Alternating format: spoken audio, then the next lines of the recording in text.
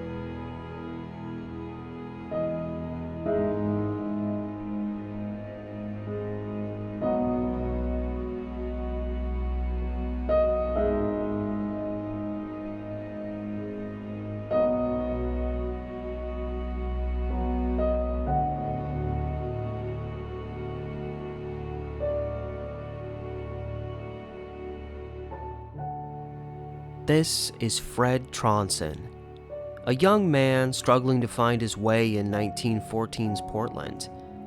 Barely able to hold down a job for more than a month at a time, Tronson cycled through multiple elevator operator jobs in buildings around Portland before landing a spot as the elevator operator in the Lewis Building, which still stands at Southwest 4th and Oak in downtown. It was just a random day in August 1914. Fred was busy at work running the elevator when the door opened and in entered Emma Ullrich.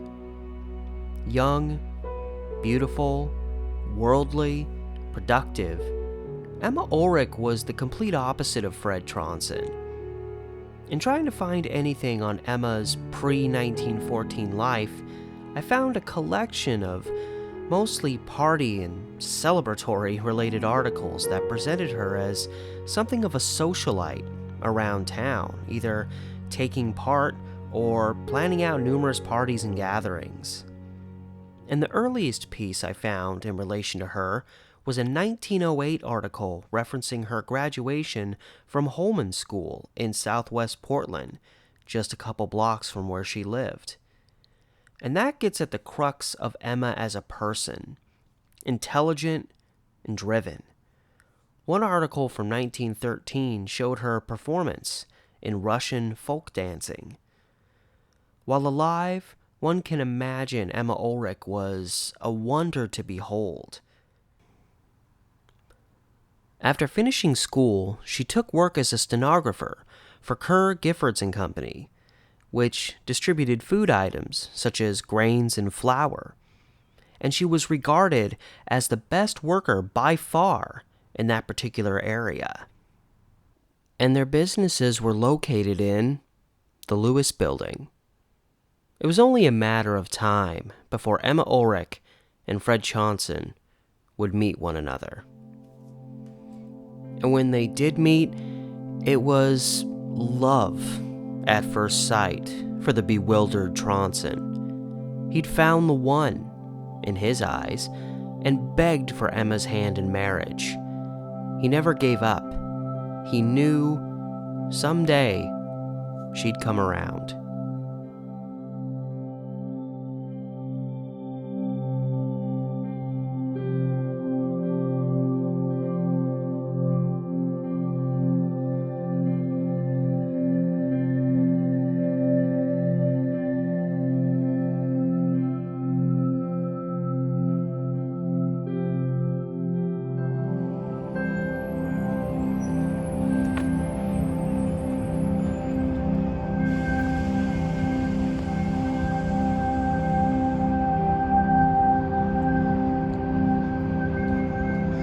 about when you encounter the building here is where Grant Street would be.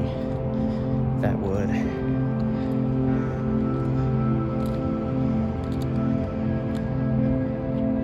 Turn and go that way.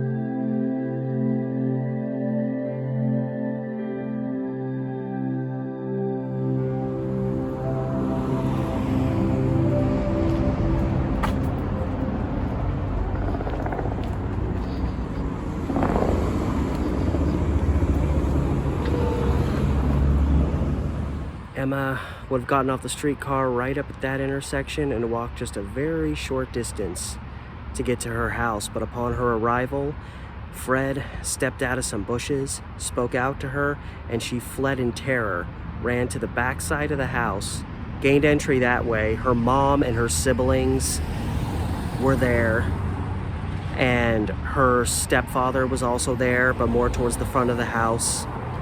Fred Tronson pulled out his gun in the vicinity of all this, fired probably at least 2 shots before running in through the back side of the house, chasing after Emma. And she cut through a room into a bathroom, and as she got to the doorway of the bathroom, Fred Tronson caught up to her, opened fire, shot her multiple times from behind. She literally got to the doorway, stopped, and then just fell face first to the bathroom floor.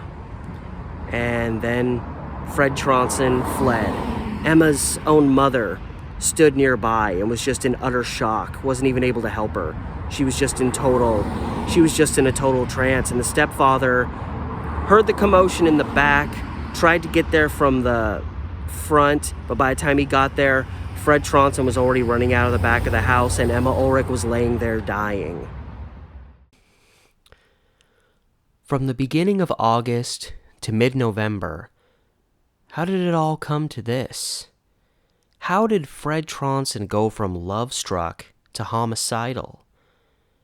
Well, it's quite simple. Emma Olrich wasn't interested. She was, in fact, engaged to another man by the name of Ralph Smith.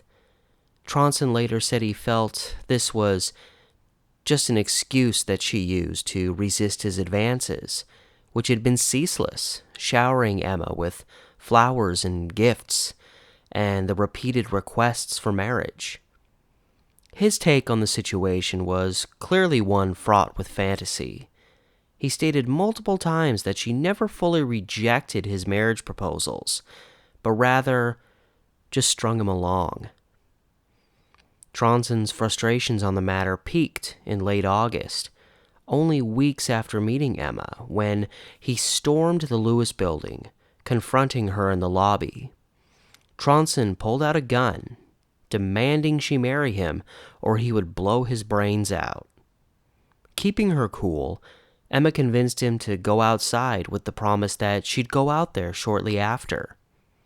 Tronson agreed, and while he waited outside, Emma called the police, and Tronson was arrested. When taken to court on the matter, the presiding judge decided to let Tronson go, with the understanding that he leave Portland and pursue work in another town, which Tronson agreed to. This was, tragically, a common judgment reached in cases such as this back in the day. Judgments that allowed for tragic consequences, as they didn't actually punish the perpetrators or protect their victims.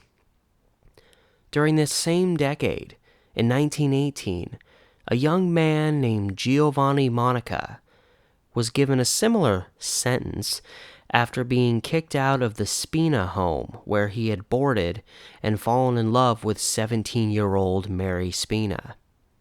He agreed, briefly left Portland, but then ultimately returned and murdered Mary in a hail of bullets as she slept in her bed. Like Monica, Fred Tronson did leave Portland, briefly finding work in the hops and apple fields near Hood River. In his delusional state, Tronson felt certain that Emma would eventually leave Portland to be with him. Such, obviously, never happened, and Tronson returned to Portland, unemployed and bitter. He immediately picked up where he left off, ceaselessly harassing Emma and leaving her in a constant state of fear for her safety. Fellow workers at the Lewis building began escorting her to the streetcar she took home. Emma contacted the judge who made the decision to let Tronson go, a Judge Stevenson, expressing her fears to him. Judge Stevenson, who saw Tronson as little more than a love-struck fool, did his best to convince her that her fears were unfounded.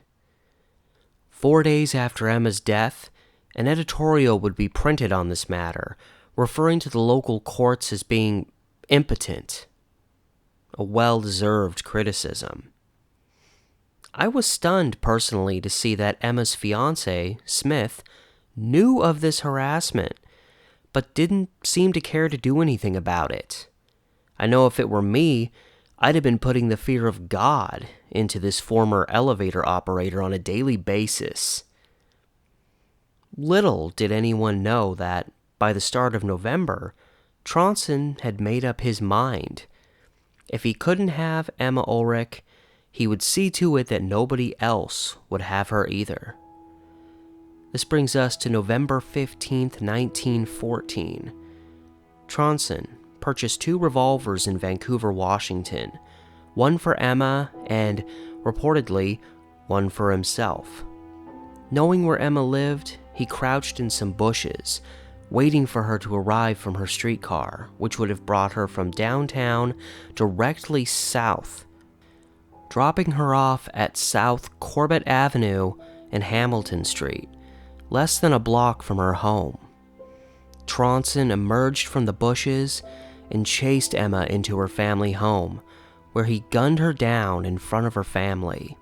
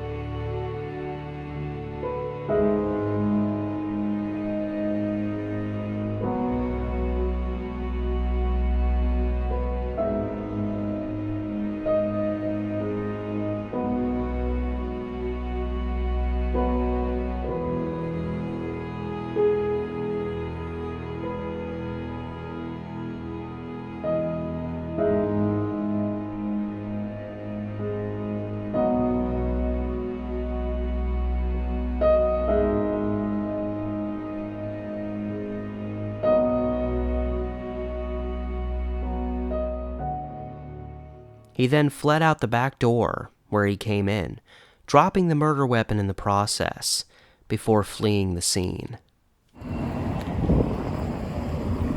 From the house, Fred Tronson ran. He was seen by at least 2 people. He fled north on Corbett, and right here at Corbett and Hamilton, he turned sharp and went east, directly down Hamilton here, which goes down and becomes Kelly and quickly turns and begins heading in a north direction. And based on the fact that this area probably hasn't changed that much, considering, there's a cliff right up here, I can only assume this looked more or less the same, and that Fred Tronson just sprinted down this hill, and then turned and hooked up Kelly, because he said in the aftermath that he began running north back towards downtown. Helen von Cleff, who exited the streetcar with Emma, saw Tronson in the immediate aftermath as he fled. He was also seen by next-door neighbor W. Roberts, who was the one who witnessed Tronson run up Corbett Avenue and turn west onto Hamilton Street before vanishing from the area, quick, as Hamilton Street has a sharp downward angle once it goes east of Corbett. Interestingly enough, the first person who did not live in the home but arrived on the scene of the crime was Ann Schneider, a trained nurse. Despite her profession, there was nothing she could do to help Emma avoid the inevitable. The search quickly began for Fred Tronson, who lived in the Lentz neighborhood of southeast Portland.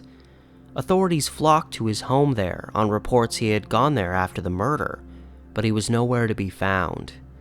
Both police and those who knew Tronson personally felt he had likely committed suicide shortly after the murder. But still, the chase was on, with reports that Tronson had been seen along a road heading down to Oregon City. Nothing materialized of this search. By November 17th, 2 days after the murder, the new lead had Tronson down in Dallas, some 60 miles southwest of Portland. A man who looked just like him had shown up at a lumber company looking for work. He'd also been seen at another lumber company in nearby Falls City. But when law enforcement arrived, this man was nowhere to be found. Around this time, a man told police that he'd seen Tronson at a streetcar stop on the way to Estacada, another dead end. By November 18th, authorities had to be frustrated. All leads were going nowhere, and many people were still of the consensus that Tronson had taken his own life, which he could have done just about anywhere. He could have also fled the state and been far away by this time. But fortunately, within 24 hours of this day, they would finally have their killer in custody. By his own account, Tronson said he caught a streetcar after the murder, which took him into downtown Portland before catching another streetcar up into Vancouver. Once there, he stayed a frantic night in a rooming house before fleeing out of concern for being caught. This led him to make the trek through the wilderness north along the Columbia River. He claimed his plan, like any great tragedy, was to ultimately return to Emma's house, where he would then kill himself. The only reason he held off was because he wasn't sure yet if Emma was dead. But even after getting his hands on a newspaper that reported Emma had expired, he still didn't return to the city. Instead of taking his life in Portland, he was caught near the small town of Kalama on November 19th. He'd stayed the night in a barn on a property owned by a farmer who noticed he matched the description given out on Emma Ullrich's killer. Before he knew it, Tronson was in police custody. Transported to nearby Kelso, Washington, so he could get some food at a restaurant, as he hadn't eaten in days, a small lynch mob gathered outside. Despite this, authorities did manage to get Tronson back to Portland, alive. After apprehension, Tronson's story could now be told. And the case of Fred Tronson is both an intriguing and peculiar one, the psychological effects going way beyond a single case of murder. possibly one of the most tragic turns in this case is the fact that fairly prominent Portlander Peter Kerr of Kerr, Giffords and Company, where Emma worked, was making moves in 1913 to close the company down. This came as a result of declining business leading to health problems for Kerr. However, before this closure could take effect, World War I broke out in the summer of 1914. Suddenly, business began to turn around, leading to it staying open, and ultimately leading to Emma Ullrich working for them out of the Lewis building, where she met Fred Tronson. Had business continued to decline, it is likely the business would have folded and, possibly, these two would have never met. Tronson's behavior after apprehension was infuriating considering his actions. He was the epitome of remorseless in stating, "I shot Emma because I couldn't have her. When I think that someone else might have married her, I cannot say I am sorry for what I did. I am sorry that I was caught, though." The events in this case, the story of the murder, as well as the killer's behavior afterward, conjured up the killing of a 16-year-old girl named Freda Guarracia 10 years earlier in Portland at the hands of a saloon operator named Frank Guglielmo. Like Tronson, Guglielmo had become hopelessly obsessed with the younger Guarracia, and despite numerous rejections, as well as an ultimatum from Freda's father, he refused to accept it. On June 14, 1904, Guglielmo walked into the Guarracia home and gunned down Freda in the kitchen before fleeing the scene and traveling north to the Linton neighborhood, where he was, oddly enough, apprehended at gunpoint by the local postmaster general. At trial, Guglielmo was still entirely convinced that Freda loved him, even bringing out a succession of clearly fake love letters he'd received from her. And after he was sentenced to death, the city of Portland received a plea from the leader of Italy, begging them not to execute the Italian native Guglielmo. Their pleas fell on deaf ears, as Guglielmo was executed in May of 1905. But Fred Tronson's emotional disconnect was only the beginning of the strangeness in this case. On November 20th, the day after his capture, Tronson was arraigned on a murder charge. He had already openly admitted his guilt and was set to be held for a grand jury. But before the matter was settled, a still exhausted Tronson made a rather intriguing statement for its time. He made a pro-gun control argument. While likely just made to selfishly push responsibility away from himself, Tronson, in a time where many Portlanders walked the streets with guns in their pockets, made the statement, "If guns were not easy to buy, Emma would be alive today, and I would be free. I never got in trouble until I got a gun." What a trip. The fact that this guy in 1914 Portland tried to use an anti-gun argument to shift responsibility from himself. And he even made this point to say that, oh, well, if it wasn't so easy for me to get a gun, Emma would still be alive today, which is absolutely ludicrous.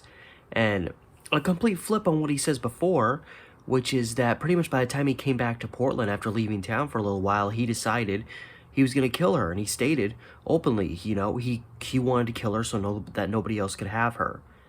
And yet, here he's saying if he had a gun, or if he wasn't able to get a gun, she would have been fine, as though he couldn't have gotten his hands on another weapon. Or even if guns were kind of difficult to come by, if he was so determined to make sure that she died, he wouldn't find a way to illegally obtain one.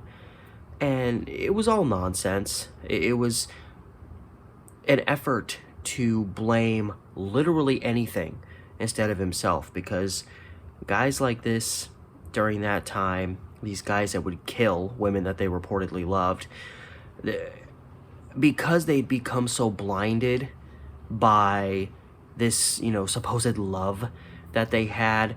There was nothing that could break that. So the fact that something so horrible happened to the one they loved could not possibly be fully their responsibility, because if they loved them, they wouldn't have done something so horrible. So it's always something else's fault despite their actions. So you see Fred Tronson kind of all over the place shortly after his apprehension. And as you'll see a little bit later, there's potentially an explanation for why that was the case. At just about any other time, the people of the city would have laughed Tronson out of the courtroom. However, 1914 marked a major shift in the city of Portland, as in October of that year, less than a month before Emma's death, a new gun-related ordinance was passed. This ordinance stipulated that no local pawn shops or dealers could sell a revolver without a special permit from the city's chief of police. Under this ordinance, convicts were also not allowed to receive a license to obtain a firearm. Therefore, since Tronson had been arrested and charged as recently as August in what was specifically a gun-related crime, he should not have been allowed to purchase the weapon he used to kill Emma. This led to widespread efforts to determine where he had obtained his gun from. But again, it was determined that Tronson had purchased his gun in Washington, so the shop that sold him his weapons could not be charged under the city's new ordinance.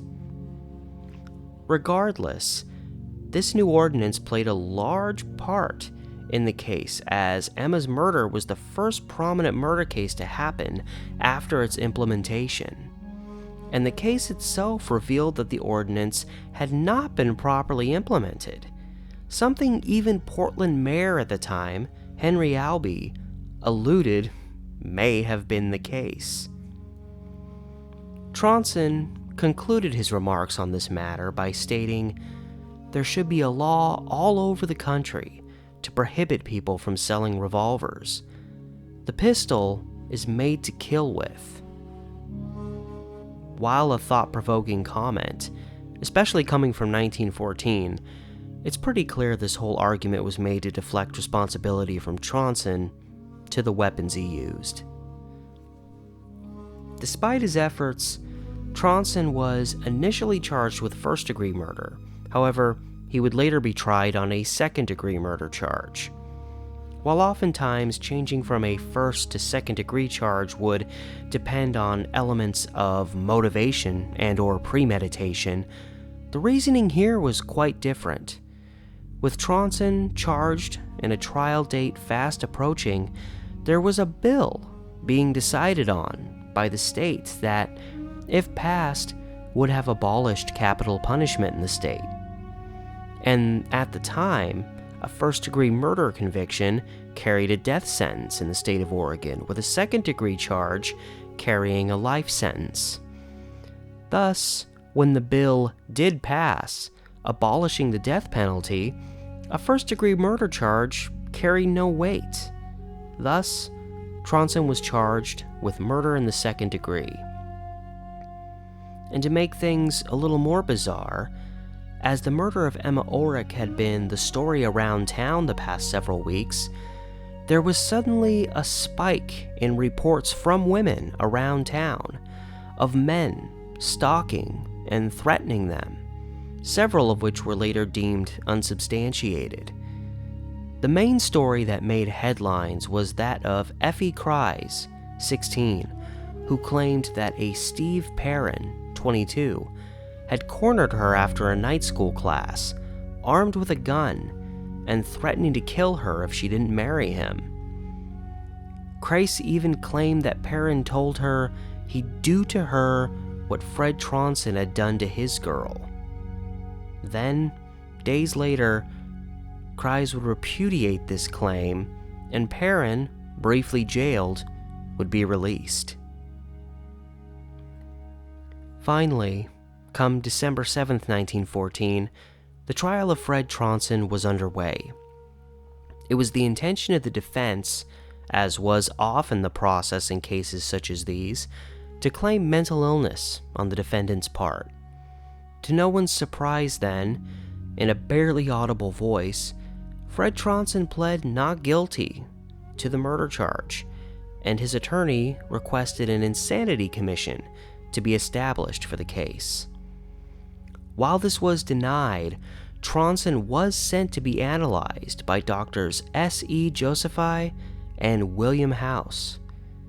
They reached the conclusion that Tronson was mentally deficient, but that he knew right from wrong and was thus sane to stand trial.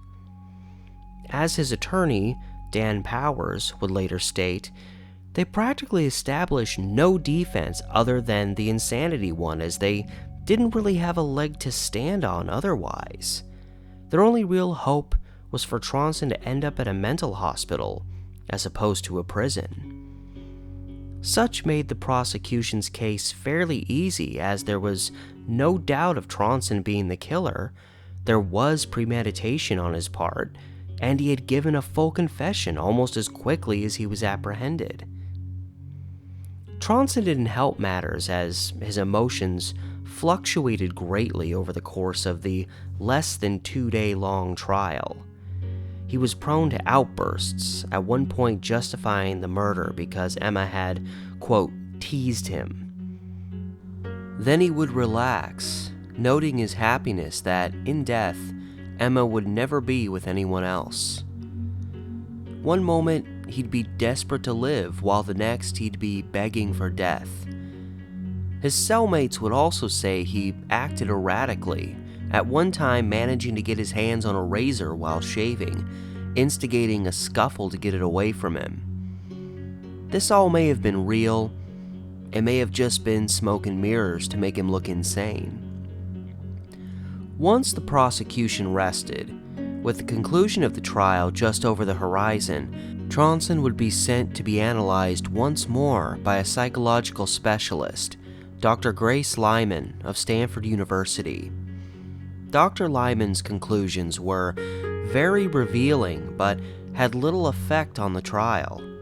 It took the jury only 15 minutes of deliberation to come back with a verdict of guilt, sending Fred Tronson off to prison for life without the chance of parole. The presiding judge on the case, Henry E. McGinn, made an impassioned plea that life imprisonment must mean life imprisonment, without any future leniency or clemency in the case. And with that, Fred Tronson was sent away to prison and generally forgotten by the public, while the memory of Emma Ullrich lived on. But to the realm of psychology, the Fred Tronson story still had another thread to examine. When Dr. Lyman analyzed him, beyond the perspectives of the other two doctors he saw, she reached the conclusion that Tronson had only developed to the level of a 9-year-old. This is critical, potentially, in understanding this crime in a different way.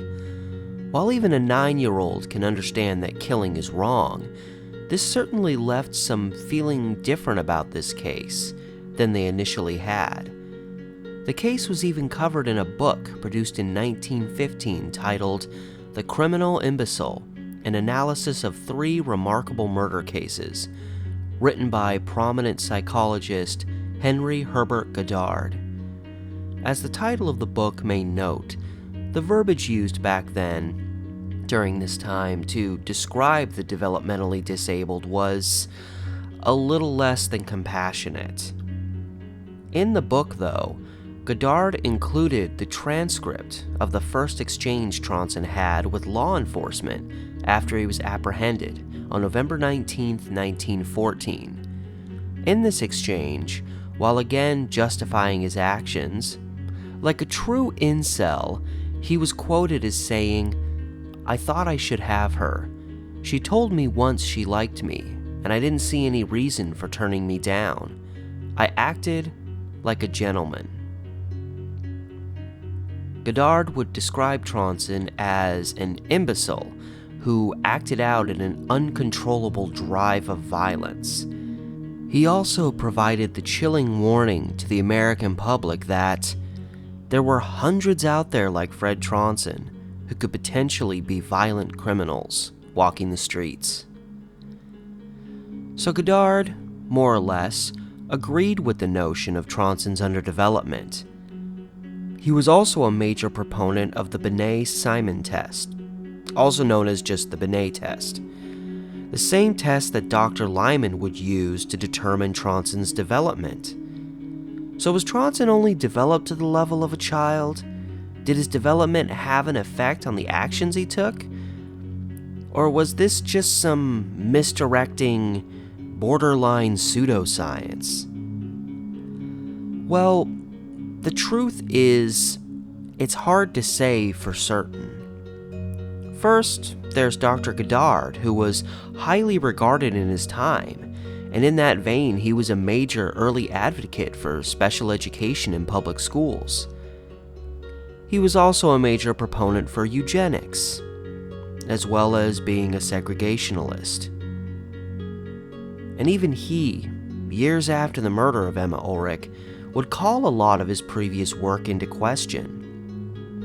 His claims in his piece on Tronson are also hardly without issues. Some claims he made are ones I've found no verification for.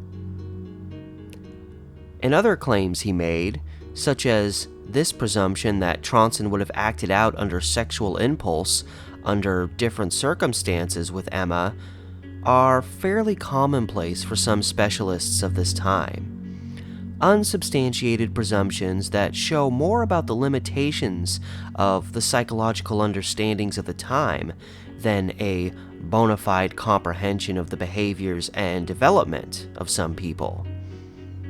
He then, after not delving much into Tronson's background or psychology at all, abruptly says his point has been made and that the situation does not need to be discussed further. I would argue otherwise. It's important here to mention that another publication would be released a few years later, working along the same lines as Goddard's book, that being the 1919 publication Why Some Men Kill, written by a detective named George Thatcher. Goddard would even write the introduction for Thatcher's book.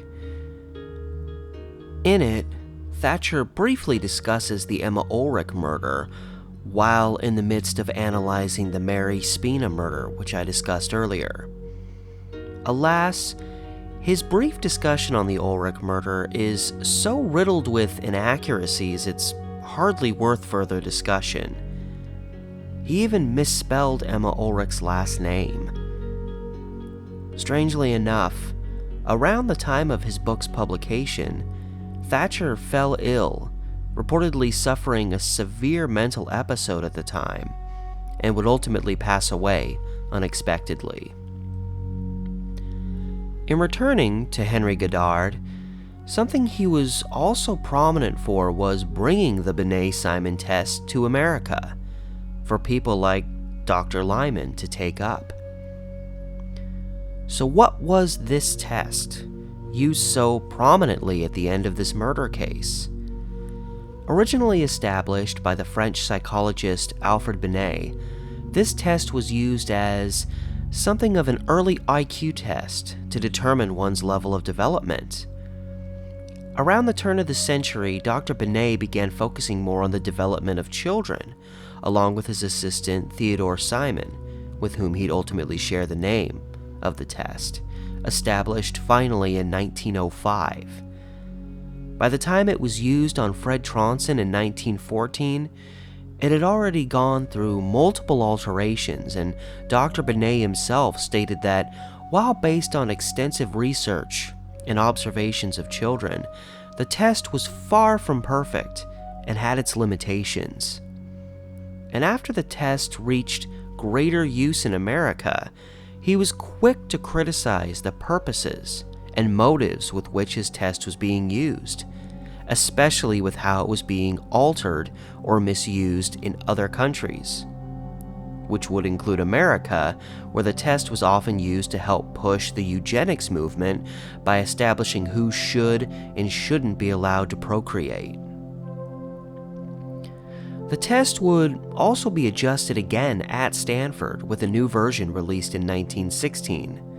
It seems of no surprise then that less than 2 years earlier, a doctor from Stanford was conducting this type of test on Fred Tronson. Since we don't have the full results of his test available to us, we cannot validate or invalidate Dr. Lyman's conclusions. However, considering the circumstances of how the Binet-Simon test was being administered at the time, I find it hard to fully vindicate this doctor's perspective. The transcript of Tronson's meeting with police, again published in Goddard's book, showed a vocabulary in many instances that was beyond that of a child at the time.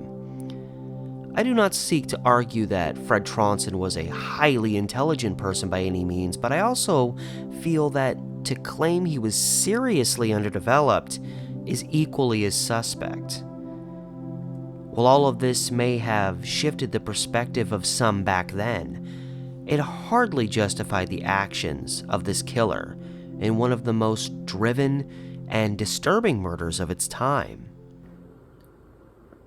So during the time around and after the trial, the focus in terms of understanding Fred Tronson and why he did what he did seemed to be exclusively focused on his underdevelopment, the fact that he, or at least the claims, that he was only at the developmental state of a 9-year-old, which was what was determined in a test, and I think probably everybody just generally accepted that. It's kind of the way, whatever people had to say about somebody who did something horrible, they would kind of take it at face value and walk away.